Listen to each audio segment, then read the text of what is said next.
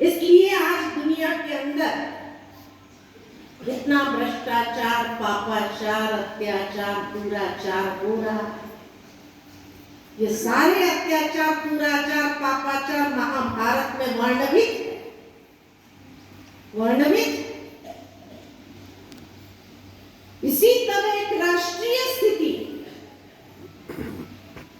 धृतराष्ट्र महर्षि वेदव्यास जी की मन की कल्पना का विस्तार है।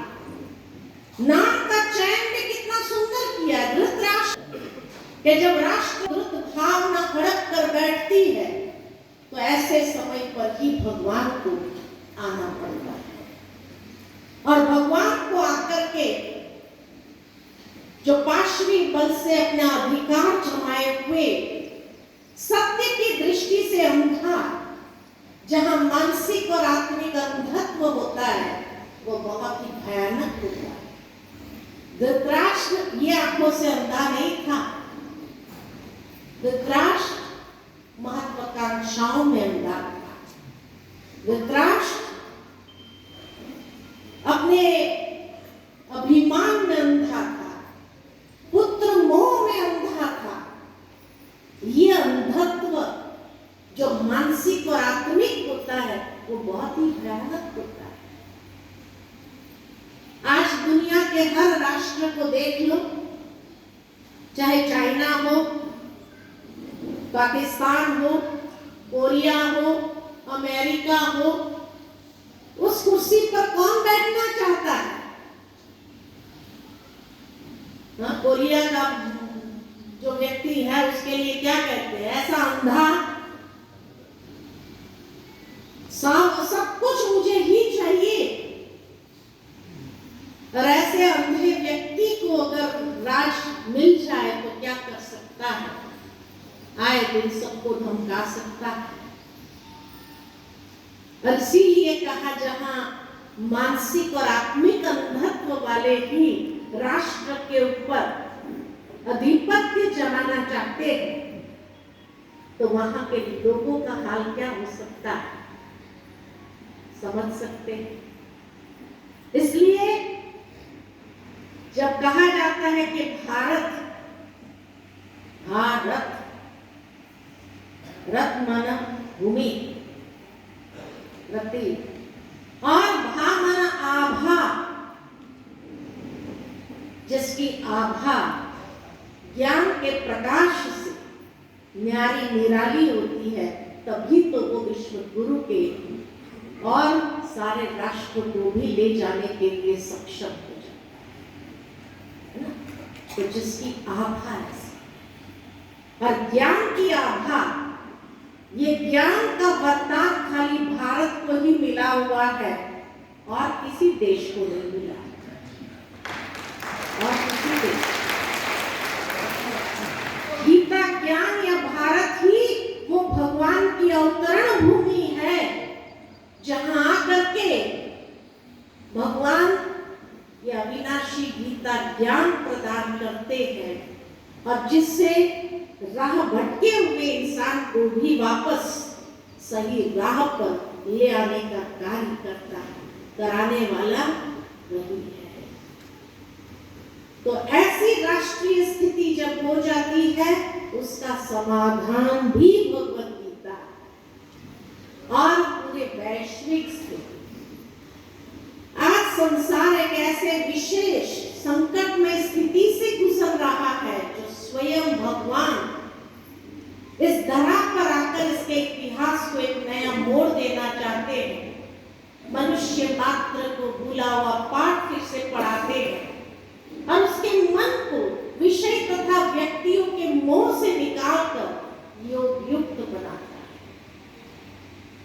ये समाधान भगवत गीता में है, हर एक के लिए समाधान दिया है। इसलिए कहा कि महर्षि वेदव्यास जी महान इंटेलिजेंट व्यक्ति थे। एक ही कथा में एक व्यक्ति से लेकर विश्व तक हर स्तर का समाधान उसने दिया हुआ। इतना ही नहीं, लेकिन महर्षि वेदव्यास जी की मन की कल्पना को देखो और आगे। ये दृश्य हम सभी जानते हैं महाभारत का, कि पांडवों में से और कौरवों में से दुर्योधन दोनों भगवान के पास मदद मांगने के लिए जाते हैं। और कहा जाता है कि उस समय भगवान लेटे हुए,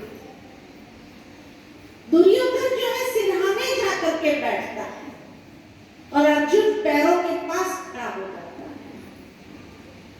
हाथ जोड़ करके कुरु परिवार, कुरु यानी करो या करना, कर्म करना। और इस संसार में दो प्रकार के लोग हैं, एक है पांडव, दूसरे है कौरव। पांडव अर्थात जो भगवान से प्रीत करने वाले, प्रीत बुद्धि, पवित्र कर्म करने वाले,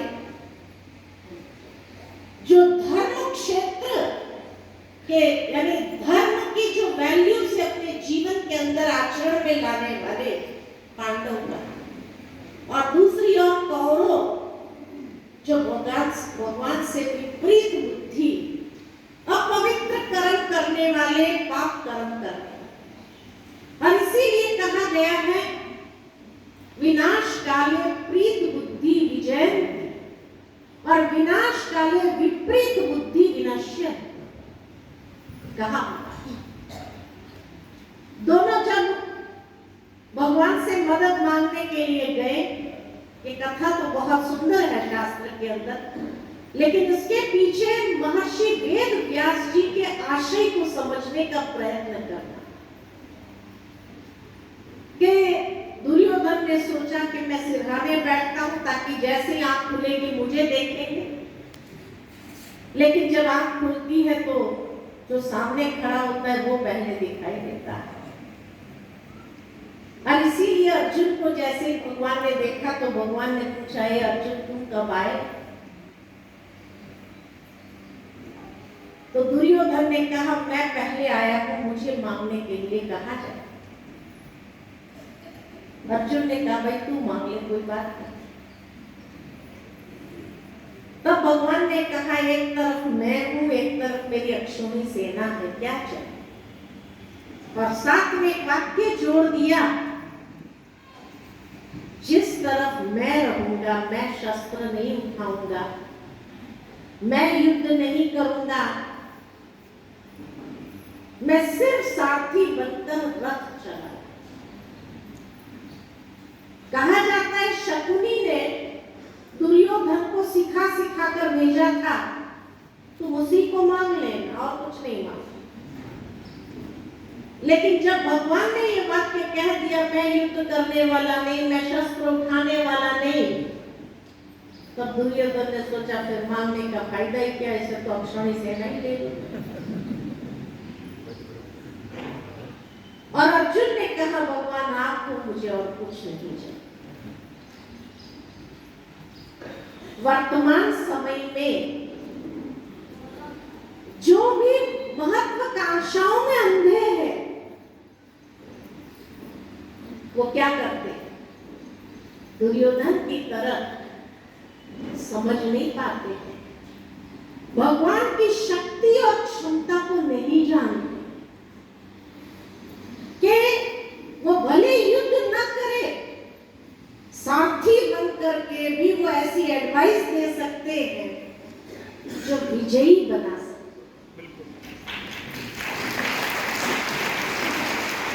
लेकिन यहाँ महर्षि वेद व्यास जी का आशय समझो कि जो अहंकार के नशे में वो भगवान से विपरीत बुद्धि रहते हैं, वो कभी प्रीत बुद्धि नहीं करते हैं, क्योंकि प्रीत बुद्धि बनने के लिए निर्माणता चाहिए। पैरों के पास खड़े हुए अर्जुन की तरह निर्माण होने की आवश्यकता है। जिसके अंदर निर्माणता है, प्रीत बुद्धि वही बन सकता है। अभिमान के नशे में जो है वो न भगवान को पहचानते, न उसकी शक्ति को जानते हैं, न कभी प्रीत कर सकते हैं, इसलिए मदद भी नहीं मिलती है। सोचने की बात तो ये है कि दुर्योधन ने अक्षौणी सेना मांगी, लेकिन सोचने की बात यह है कि अक्षौणी सेना थी किसकी?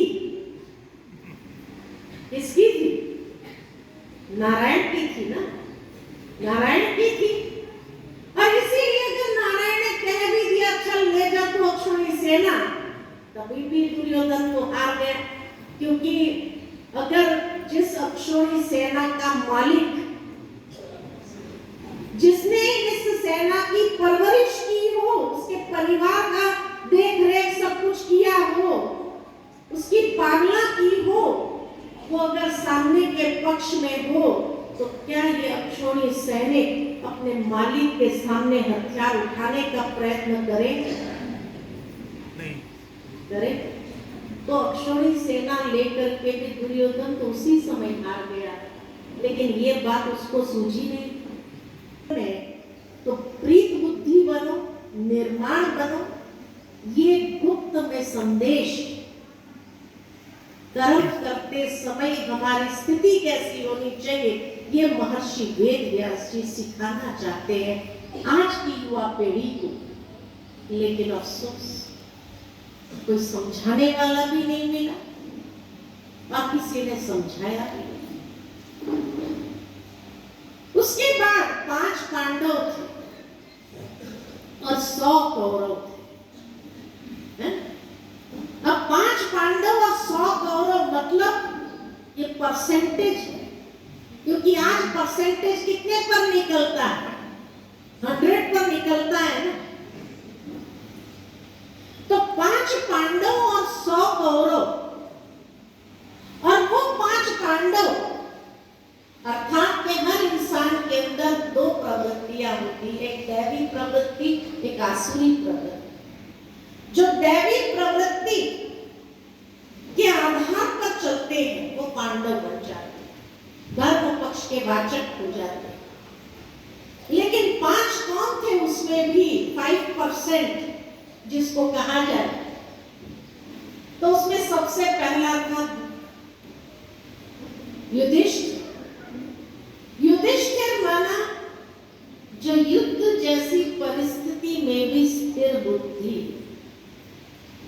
महर्षि वेदव्यास जी की मन की कल्पना का विस्तार समझने का प्रयत्न करो। आज से 5000 साल पहले वर्तमान समय को देखा था कि दुनिया में 1% युधिष्ठिर होंगे। युद्ध जैसी परिस्थिति में भी जीवन एक युद्ध क्षेत्र हो गया है। इस युद्ध क्षेत्र में भी स्टेबल माइंड रहेंगे 1%, ओनली 1%। क्योंकि दुनिया किस और है? दुनिया के अंदर विम्सिकल माइंड कहा जाता है, वेवरिंग माइंड, भटकने वाला मन। इतना भटकता है, स्थिर नहीं हो पाता, दुर्योधन की तरह या कौरवों की तरह। लेकिन 100% में अगर लिया जाए तो 5% पांडव है, और उसमें भी 1% स्थिर बुद्धि वाले लोग मिलेंगे आपको, ओनली 1%। और वो भी स्थिर बुद्धि वाले किस आधार पर है? आध्यात्मिक भाववान है, स्थिरता। दूसरा नंबर था भीम, आत्मशक्ति संपन्न, आत्मबल से युक्त, या इस पार या उस पार ताकत। आज की दुनिया के अंदर भी स्ट्रॉन्ग विल पावर वाले कितने परसेंटेज होंगे? कितने होंगे? Only 1%, only 1%। क्योंकि आज की दुनिया में तो धीरे धीरे लोगों का सेल्फ कॉन्फिडेंस भी खत्म हो रहा है। तो विल पावर तो बहुत दूर की बात हो गई, आत्मविश्वास ही खत्म हो रहा है। एक छोटा बच्चा पेपर एग्जाम देख करके डर जाता है, इतना भी आत्मविश्वास, सेल्फ कॉन्फिडेंस नहीं रहा। इसलिए कहा दुनिया में 1% लोग हैं जो आत्मशक्ति संपन्न, स्ट्रॉन्ग विल पावर। तीसरा नंबर था अर्जुन, जो अर्जन करना जानते थे। अर्जन माना ग्रहण शक्ति, अर्जित करने का भाव। जो भगवान ने कहा अर्जन कर लिया, धारण कर लिया, ग्रहण कर लिया। वो कितने परसेंटेज आज की दुनिया के अंदर अच्छी बातों को ग्रहण करने वाले कितने लोग होंगे? Only 1% positive state of mind, negative state of mind ज्यादा मिले। तो इसीलिए कहा 1%, 3% हो गए। चौथा परसेंट है नकुल, जो नियमों पर चलने वाला, सिद्धांतों पर जीवन जीने वाला। आज की दुनिया में न उठने का, न सोने का, न खाने का, न पीने का कोई प्रकार का नियम सिद्धांत नहीं रहा, लेकिन फिर भी ऐसी दुनिया में भी 1% लोग हैं जो नियमों पर अपना जीवन जी रहे, सिद्धांतों पर अपना जीवन जी रहे। 1% ओनली। और पांचवा था सहदेव, जो सहयोग देना जानता था, क्योंकि दिव्य बुद्धि का वरदान था उसके पास, तो सहयोग देना जानता था। ये 4। आज की दुनिया में सहयोग देने वाले तो बहुत मिलेंगे, अच्छे कार्य में भी सहयोग देने वाले बहुत मिल जाएंगे, लेकिन सहयोग देने के बाद एक इच्छा रहती है कि मेरी नेम प्लेट जरूर लगाना है, लोगों को पता चलना चाहिए मैंने इतना दिया है ना, आने वाली पीढ़ियों को भी पता चलना चाहिए मैंने इतना दिया। लेकिन सहदेव माना बिना किसी अपेक्षा के सहयोग देने वाला। ये हाथ ने किया, ये हाथ को भी मालूम न पड़े, ऐसा सहयोग देने वाला। दुनिया में कितने परसेंटेज होंगे? ओनली 1%। ये थे 5 पांडव। आप सभी कौन? आप सभी कौन? अच्छा, जो समझते हैं युधिष्ठिर है, स्थिर बुद्धि वाले, जरा हाथ खड़ा करो। उस 1% में लोग यहाँ बैठे हैं, क्योंकि यहाँ पांडव ही बैठ सकते हैं। गीता ज्ञान है ही पांडव के लिए, कौरव यहाँ नहीं बैठ सकते, उनके पास टाइम नहीं होता। तो कौरव यहाँ नहीं आ सकते, गीता ज्ञान सुनने की ताकत उसमें नहीं है। गीता ज्ञान है ही पांडवों के लिए, इसलिए इतना जरूर समझ लो कि हम पांडव हैं, तभी यहाँ समय निकाल करके बैठे। तो पांडवों की श्रेणी में तो आ गए, लेकिन कौन सा पांडव?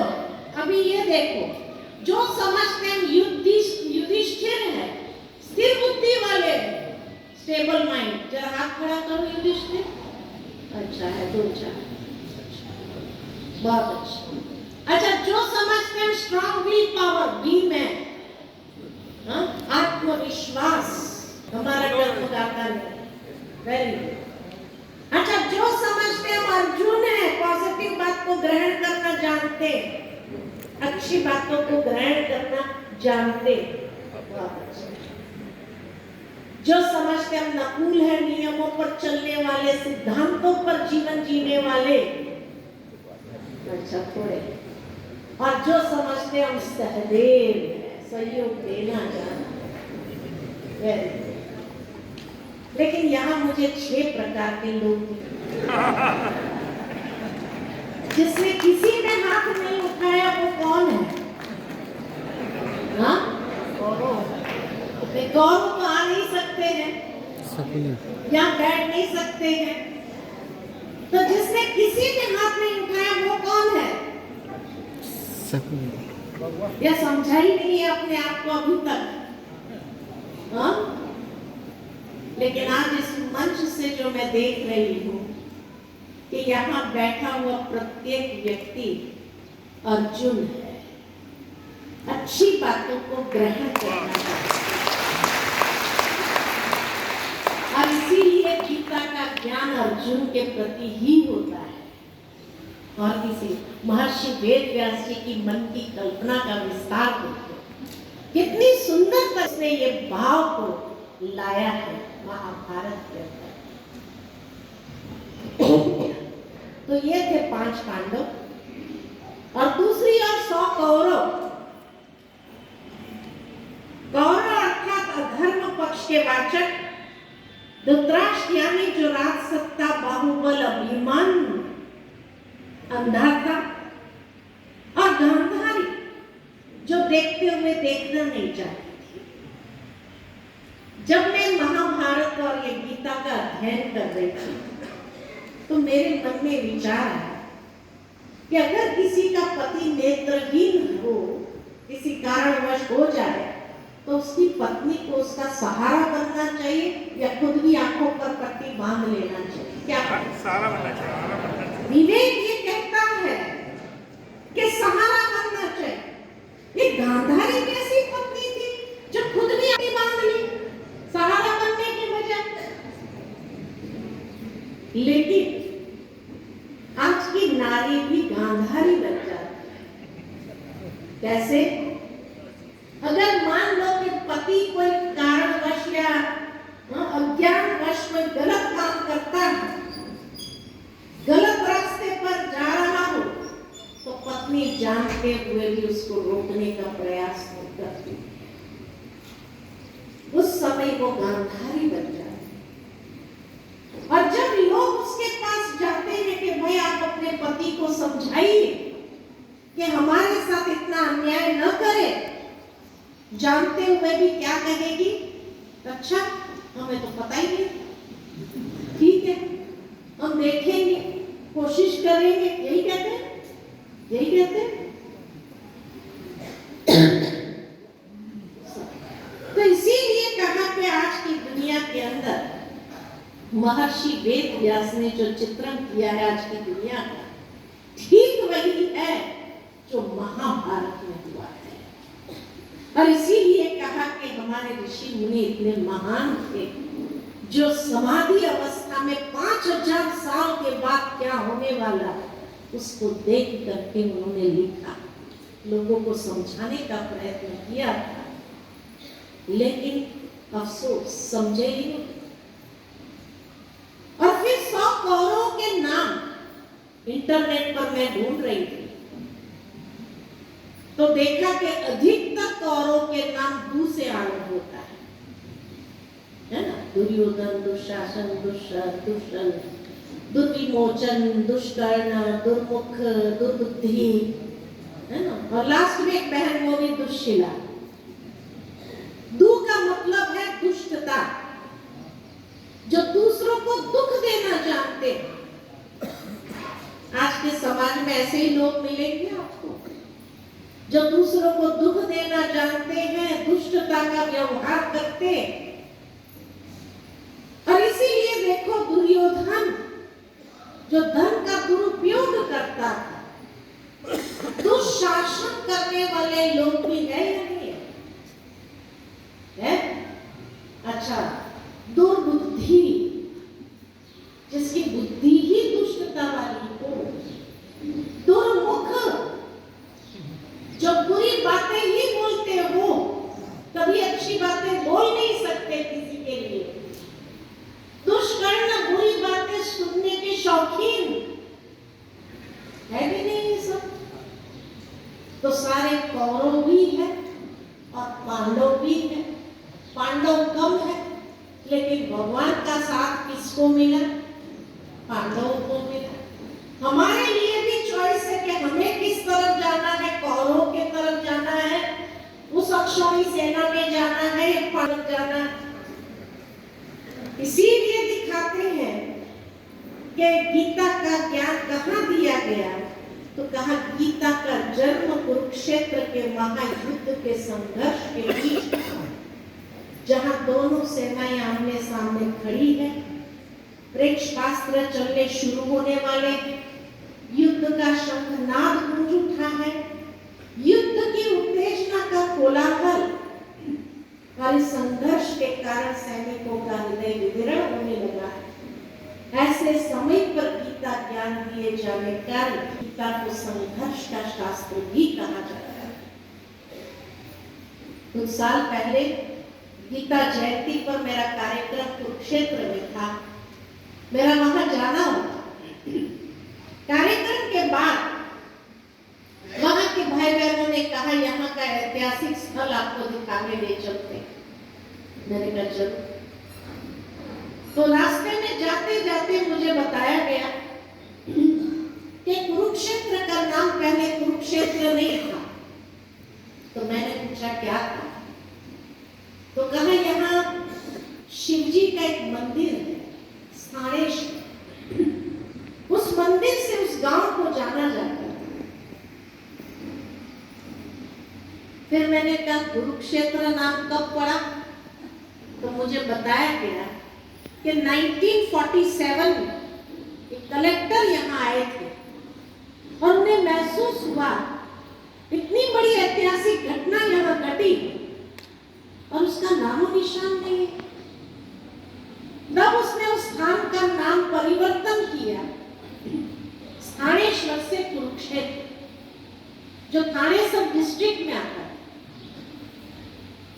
इंटरनेट पर जाकर के मैंने सर्च किया, गूगल, बात सही थी कि 1947 में कुरुक्षेत्र नाम उसका पड़ा। मना सोचने की बात ये कि इतनी बड़ी ऐतिहासिक घटना जहां हुई हो, जहां साक्षात भगवान आया हो और उसका नामो निशान भारत के इतिहास के पन्नों पर ही नहीं, भारत के मैप पर नहीं है, नक्शे पर ही उसका नाम नहीं है। और 47 में एक कलेक्टर आता है और उसको लगता है कि नहीं, इसका यादगार यहाँ होना चाहिए, और वो उसको डेवलप करता है और उस गांव को, छोटे से कस्बे को डिस्ट्रिक्ट के दर्जे तक ले जाता है, सारे ऐतिहासिक स्थल बनाता है। अब ये समझना है कि वो ऐतिहासिक स्थल वो कलेक्टर की मन की कल्पना का विस्तार है या ये मालूम नहीं। लेकिन फिर मुझे लेके गए ज्योतिसर। ज्योतिसर वो स्थान है जहां गीता उपदेश दिया गया, जहां उस मैदान में अक्षौणी सेना खड़ी थी, 18 अक्षौणी सेना। वहां आज भी मॉन्यूमेंट बना है, आप लोग में से कई गए भी होंगे कुरुक्षेत्र, ज्योतिसर देखने भी गए होंगे, जो गीता उपदेश स्थल है। एक वृक्ष वहां है, वहां पर रथ बनाया हुआ है और कहा ये स्थान है जहां अर्जुन ने कहा था भगवान से कि मेरा रथ बीच में ले जाओ, मैं दोनों सेनाओं को अच्छी तरह से देखना चाहता। और वहां पर उसका मन एकदम दिल शिकस्त होने लगा और उसने भगवान से कहा, शस्त्र छोड़ दिए, और तब भगवान ने उसको गीता ज्ञान देना शुरू किया। इसलिए वो तख्ती लगाई वृक्ष पर, ये है गीता उपदेश स्थल। तो मैंने उन भाइयों से पूछा जो मुझे दिखा रहे थे, मैंने उनसे पूछा, मुझे एक बात बताओ कि भगवान को 18 अध्याय का गीता ज्ञान देने में कितना समय लगा? सिंपल क्वेश्चन था मेरा कि 18 अध्याय का ज्ञान देने में कितना समय लगा भगवान को? तो मुझे बताया गया कि अलग अलग मतें हैं, कोई कहते हैं पौना घंटा लगा, कोई कहते हैं कि 2.25 घंटे लगे।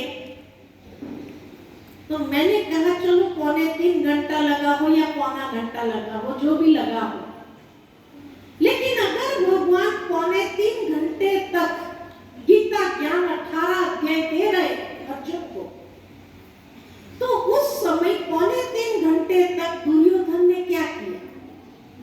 चलो पौना घंटा ही ले लो, तो क्या दुर्योधन के पास इतनी धैर्यता थी पौना घंटे तक की कि वो कुछ नहीं किया?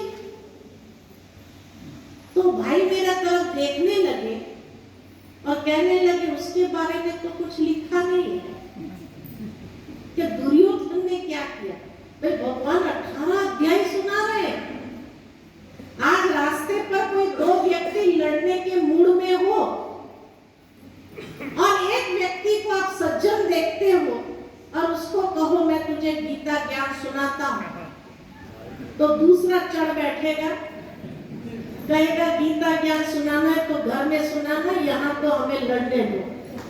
कहेगा कि नहीं कहेगा? तो जो दुर्योधन इतना उतावला था लड़ने के लिए, क्या पौना घंटा भी उसके पास इतनी धैर्यता थी कि पौने घंटे तक कुछ नहीं किया उसने? या भगवान को जाकर सीधा कहता था कि भगवान गीता ज्ञान देना है घर में देना, this is not the place, ये कोई जगह नहीं है। तो मुझे बताया गया कि नहीं, भगवान ने उस समय को फ्रीज कर दिया, टाइम को फ्रीज कर दिया। मैंने कहा टाइम कहाँ फ्रीज हुआ था?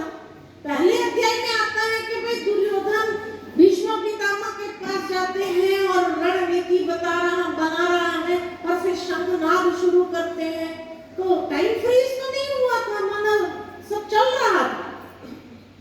और भगवान यहाँ गीता ज्ञान दे रहे हैं और अर्जुन की भी सुनने की क्षमता, चलो पौना घंटा ही उसने सुनने का काम किया।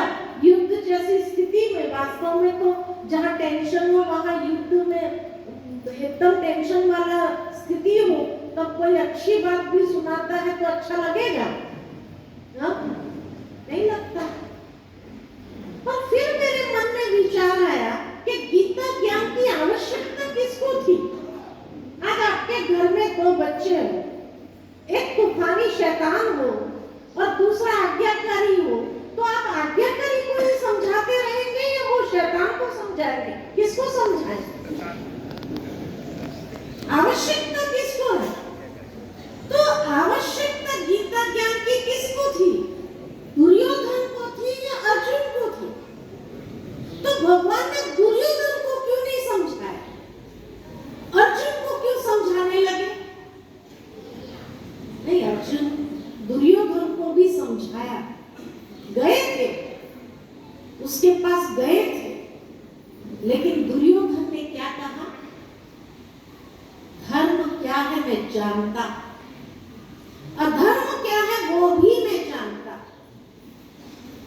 लेकिन धर्म पर चलने की शक्ति मुझ में नहीं है और अधर्म को मैं छोड़ नहीं सकता। आज की दुनिया के अंदर कौन व्यक्ति ऐसा है जो धर्म क्या कहता नहीं जानता, अधर्म किसको कहा जाता वो नहीं जानता है कोई व्यक्ति? लेकिन वही दुर्योधन वाली मेंटालिटी, धर्म पर चलने की शक्ति नहीं, अधर्म को हम छोड़ नहीं सकते। इसीलिए भगवान ऐसे व्यक्ति को नहीं समझाते।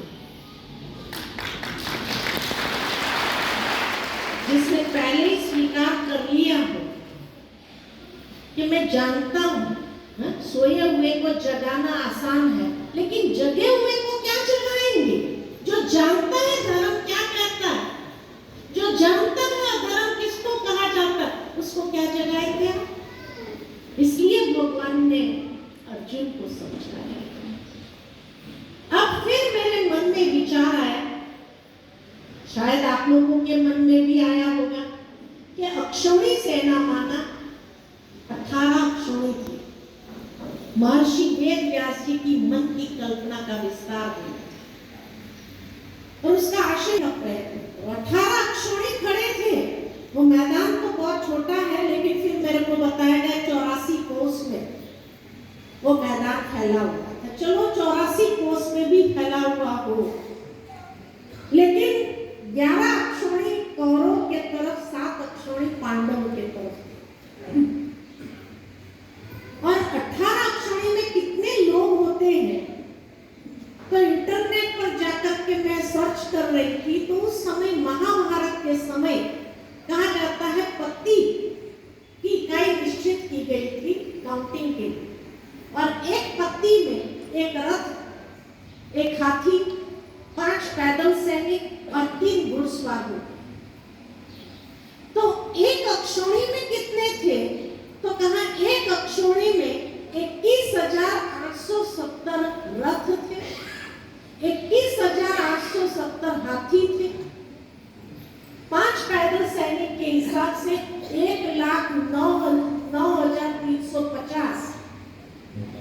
पैदल सैनिक थे और 3 घुड़सवार के हिसाब से 65,610 घुड़सवार। इतने एक अक्षर में, एक अक्षर।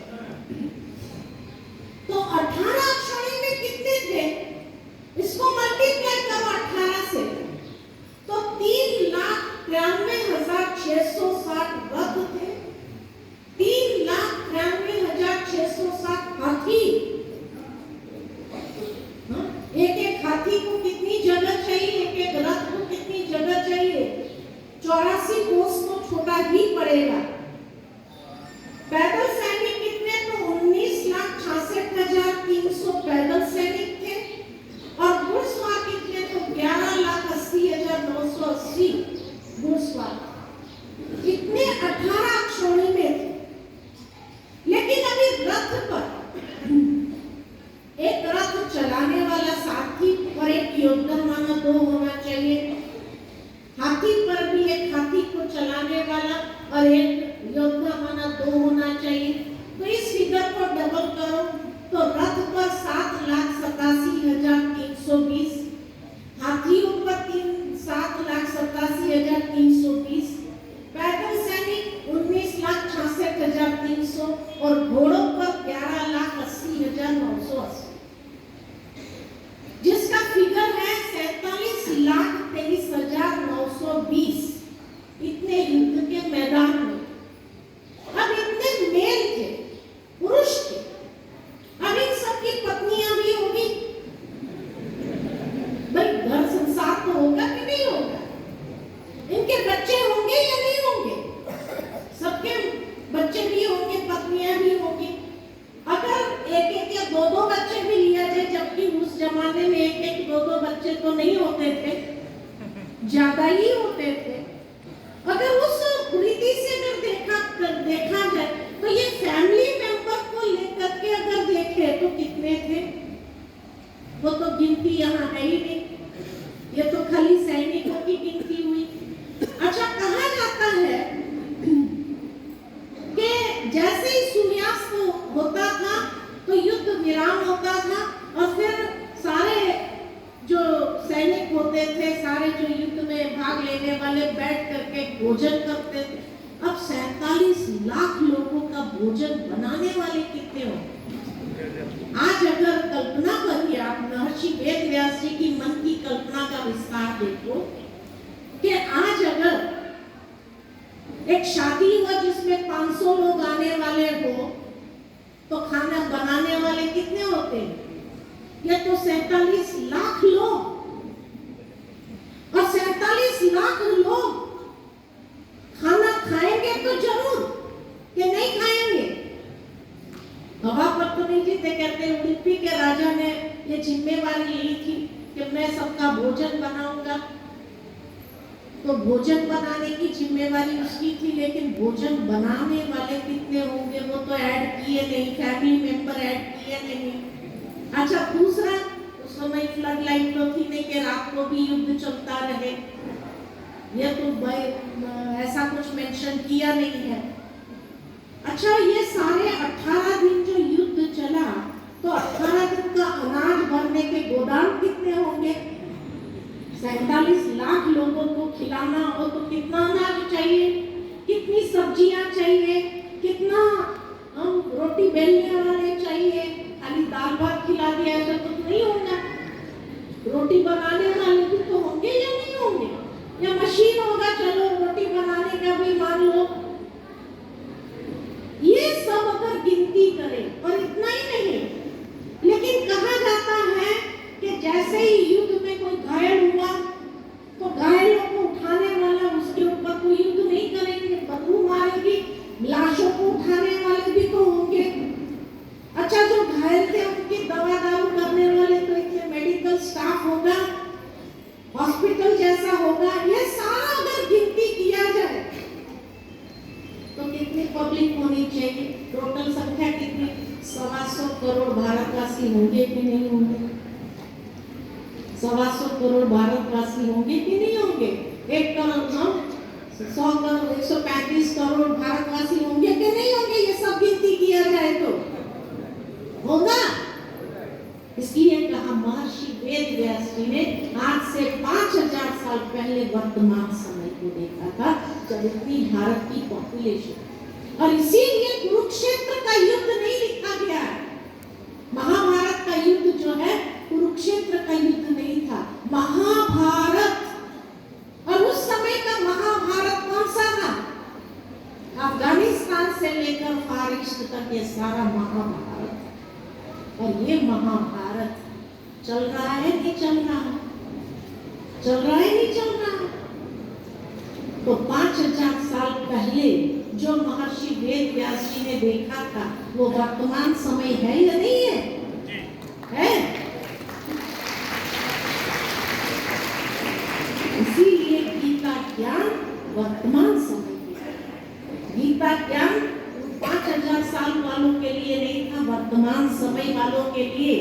इसलिए कहा कुरुक्षेत्र केवल हरियाणा प्रदेश का एक मैदान नहीं, कुरुक्षेत्र का मैदान तो अभी मौजूद है, परंतु एक कुरुक्षेत्र हम सबके भीतर है, जहां हमारी अंतर चेतना में आसुरी और दैवी शक्तियां एक दूसरे के सामने तैनात है, और हमारी चेतना के भीतर ये युद्ध निरंतर चलता है, अच्छाई और बुराई। इसलिए कहा धर्म क्षेत्र कुरुक्षेत्र, अच्छाई और बुराई का युद्ध चल रहा है हर एक के जीवन में। और तभी भगवान को गीता ज्ञान देना पड़ा। वर्तमान समय वही गीता ज्ञान जो 700 श्लोक 18 अध्याय में बटे हुए हैं। पहले अध्याय में मानव की समस्याओं का वर्णन है, दूसरे अध्याय में मुख्य मुद्दे उठाए गए हैं, उसका समाधान दिया है, तीसरे अध्याय से लेकर 17वें अध्याय तक इन समाधानों का विस्तार किया गया है, और 18वें अध्याय में इन सबका सारांश किया है। और इस तरह से अगर देखा जाए प्रैक्टिकली तो गीता ज्ञान माना एक अर्जुन का संवाद भगवान के साथ नहीं, हम सभी अर्जुन हैं, हम सभी का संवाद। आज कभी भी कोई बात होती है जो किसी को सुना नहीं पाते हैं तो किससे कहते हैं? प्रार्थना में ईश्वर से ही कहते हैं, भगवान से ही तो करते हैं। तो ये गीता ज्ञान आपका परमात्मा के साथ का एक संवाद, क्योंकि हमने संसार को इतना अत्यधिक जटिल और दूषित बना दिया है कि हम इसे रहने लायक बेहतर विश्व भी बना सकते हैं, बेशर्त हर व्यक्ति अपने लिए ये निश्चय कर ले कि वो कहाँ जाना चाहता है और अपने उस लक्षित बिंदु तक कैसे पहुंचा जा सकता है। तो उसी के आधार पर ये गीता ज्ञान, जहां आत्मा का ईश्वर के साथ का एक संवाद, ये संवाद को ही कहा गया गीता ज्ञान।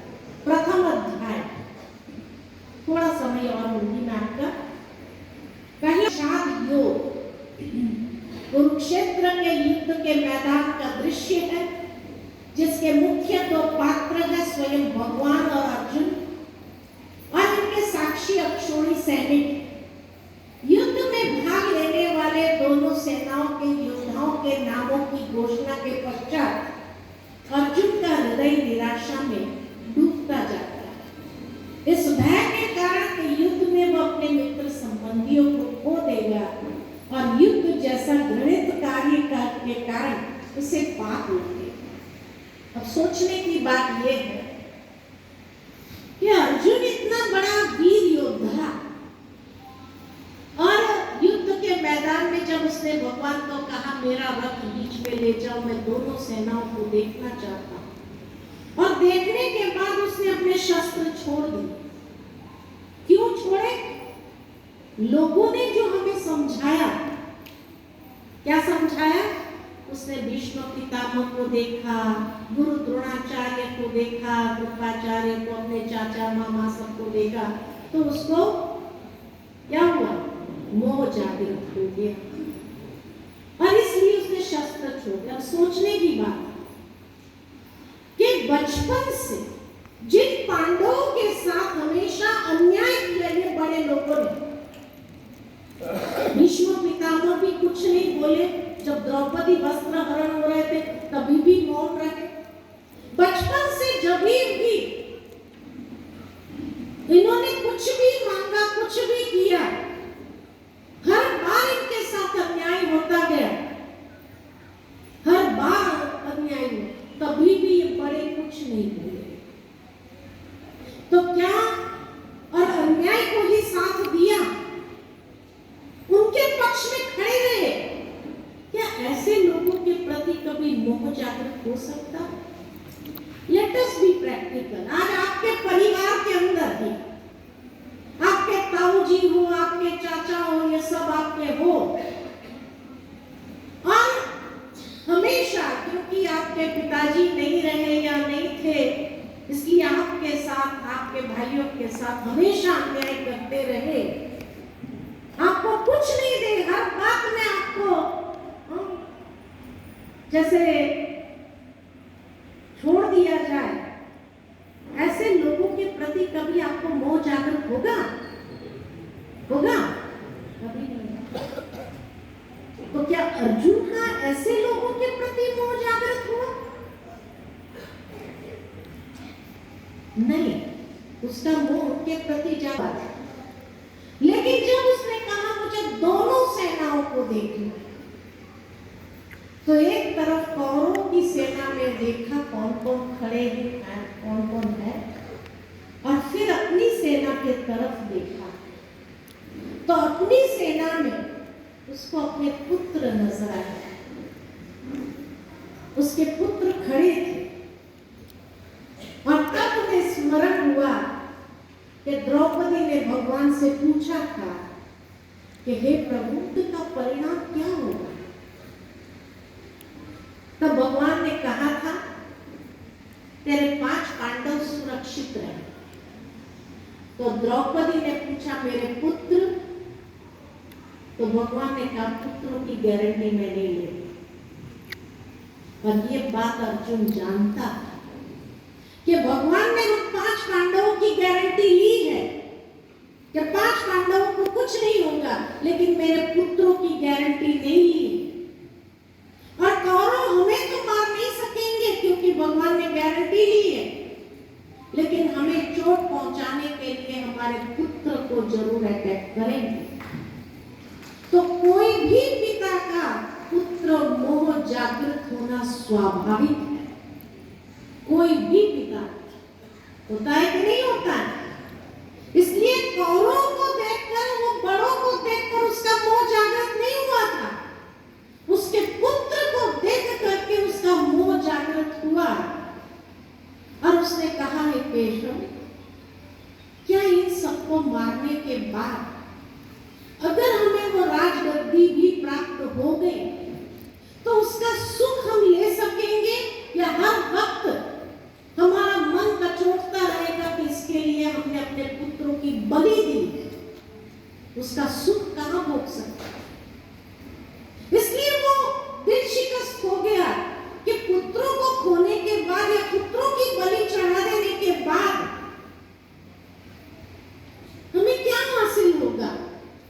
हमें नहीं चाहिए। इससे तो बेहतर है कि हम जंगल में रहे, अपनी फैमिली के साथ तो रहेंगे, अपने परिवार के साथ तो रहेंगे। इसलिए हमें ये नहीं चाहिए, इसलिए वो मना कर रहे हैं, क्योंकि उसका भी पुत्र मोह जागृत है। आज कोई व्यक्ति कितना भी सिद्धांतवादी क्यों ना हो, परंतु जब उसके पुत्र पर कोई आंच आती है या उसके पुत्र को कोई किडनैप करते और फिरौती के रूप में जो कुछ भी मांगते हैं, और उस फिरौती को पूर्ण करने में उसको अपने सिद्धांतों की बलि चढ़ानी पड़ती है, तो चढ़ाएगा या नहीं चढ़ाएगा? क्या करे? चढ़ाएगा। वो कहेगा मुझे कुछ नहीं चाहिए, बस मुझे मेरे बच्चे वापस ले जाए, मुझे कुछ नहीं चाहिए, उनको जो चाहिए दे दो। कहेगा या नहीं कहेगा? अर्जुन की भी वही स्थिति थी। उन भीष्म पितामह, गुरु द्रोणाचार्य, इनके प्रति उसका मोह जागृत नहीं हुआ। उसका मोह जागृत हुआ था अपने बच्चों को लेकर।